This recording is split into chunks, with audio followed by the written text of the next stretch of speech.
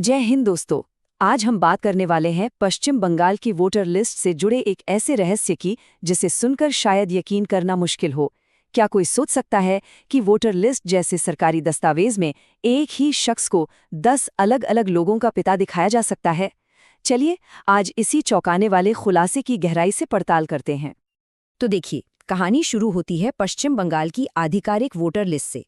जब इसकी जांच की गई तो एक बहुत ही अजीब बात सामने आई कि एक ही व्यक्ति का नाम कई वोटरों के पिता के तौर पर दर्ज है। और बात यहीं खत्म नहीं होती। ये कोई एक दो केस नहीं है, बल्कि एक ही व्यक्ति को 10 अलग अलग वोटरों का पिता बताया गया है। और मजे की बात यह है कि वो एक ही परिवार के भी नहीं लगते। अब ये जो जानकारी एक ऑफिशियल रिव्यू में सामने आई है, वो हमारी पूरी चुनावी प्रक्रिया पर गंभीर सवाल खड़े करती है। आखिर ये हुआ तो हुआ कैसे? क्या ये वाकई एक ही परिवार है या ये किसी और बड़ी चीज का इशारा है? इस रहस्य को समझने के लिए हमें इसकी जड़ तक जाना होगा। ये पूरा मामला शुरू हुआ जमीनी स्तर पर काम कर रहे अधिकारियों यानी कि ब्लॉक लेवल ऑफिसर्स की एक फॉर्मल शिकायत से। ब्लॉक लेवल ऑफिसर एसोसिएशन ने साफ-साफ आरोप लगाया है कि ये कोई मामूली गलती नहीं है, बल्कि वोटर लिस्ट में हेरफेर करने की एक सोची समझी साजिश है और इसका असर खासकर बॉर्डर से लगे जिलों में देखने को मिल रहा है। तो सवाल ये उठता है कि आखिर इस कथित धोखाधड़ी को अंजाम कैसे दिया जा रहा है?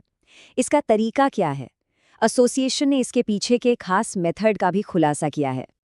उनके मुताबिक ये सब होता कैसे है? सबसे पहले लिस्ट में पहले से मौजूद किसी बुजुर्ग वोटर को टारगेट किया जाता है। फिर सिर्फ सरनेम एक जैसा होने का फायदा उठाकर कोई भी खुद को उनका रिश्तेदार जैसे कि बेटा बता देता है और अपने डॉक्यूमेंट्स लिंक करवाकर आसानी से वोटर लिस्ट में अपना नाम शामिल करवा लेता है। अब जब इतने गंभीर आरोप लगे तो जाहिर है इलेक्शन कमीशन को एक्शन में आना ही था। मामले की तह तक जाने के लिए एक बड़ी जांच शुरू की गई है ताकि दूध का दूध और पानी का पानी हो सके।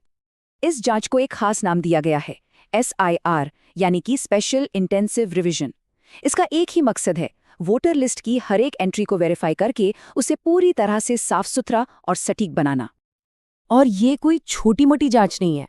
इसके तहत 6 करोड़ से भी ज्यादा, जी हां 60 मिलियन से भी ज्यादा पुराने गणना फॉर्म्स को डिजिटल किया जा रहा है ताकि एक ऐसा डेटाबेस तैयार हो जिससे किसी भी तरह की गड़बड़ी को चुटकियों में पकड़ा जा सके। इन डिजिटल रिकॉर्ड्स की सच्चाई पर रखने के लिए एक 4 स्टेप वाली मैपिंग प्रोसेस अपनाई जा रही है। इसमें मौजूदा लिस्ट की तुलना 2002 के पुराने रिकॉर्ड्स से की जाती है, माता पिता के नाम मिलाए जाते हैं और अगर जरूरत पड़ती है तो दूसरे राज्यों के डेटा से भी क्रॉस चेक किया जाता है। और इस पूरी गहन जांच प्रक्रिया से जो सच सामने आया वो वाकई में होश उड़ा देने वाला है। तो सबसे बड़ा सवाल ये है कि ये समस्या आखिर है कितनी बड़ी? कितने ऐसे नाम हैं जिनका कोई पुराना रिकॉर्ड ही नहीं मिला? इलेक्शन कमीशन की शुरुआती रिपोर्ट के मुताबिक आंकड़ा है लगभग 20 लाख का। जी हां, पूरे 2 मिलियन ऐसे वोटर्स हैं जिनका 2002 के रिकॉर्ड से कोई मिलान ही नहीं हो पा रहा है। और चिंता की बात तो ये है कि अधिकारियों का मानना है कि जैसे जैसे और पुराने रिकॉर्ड्स डिजिटल होंगे ये आंकड़ा और भी ऊपर जा सकता है। तो ये जो 20 लाख का आंकड़ा है ये अपने पीछे कुछ बेहद जरूरी और अनसुलझे सवाल छोड़ जाता है। पहला और सबसे सीधा सवाल, आखिर ये 20 लाख लोग हैं कौन जिनका कोई पुराना रिकॉर्ड मौजूद ही नहीं है? अच्छा, इसके कुछ जवाब हो सकते हैं। हो सकता है इनमें से कुछ लोग वो हों जो दूसरे राज्यों से आकर बंगाल में बस गए हों, या ये सिर्फ सालों पुरानी लिखने पढ़ने की कोई गलती हो। लेकिन इतनी बड़ी संख्या में लोगों का कोई रिकॉर्ड ना मिलना कहीं ना कहीं धोखाधड़ी की संभावना की तरफ भी तो इशारा करता है। इससे भी बड़ा सवाल हमारी वोटर रजिस्ट्रेशन की प्रक्रिया की सुरक्षा पर उठता है। आखिर ये नाम लिस्ट में शामिल हुए तो हुए कैसे जब उनका कोई पुराना रिकॉर्ड ही मौजूद नहीं है? और आखिर में सबसे बड़ा सवाल, इन 20 लाख नामों का अब क्या होगा? क्या ये आने वाले चुनावों में वोट डाल पाएंगे?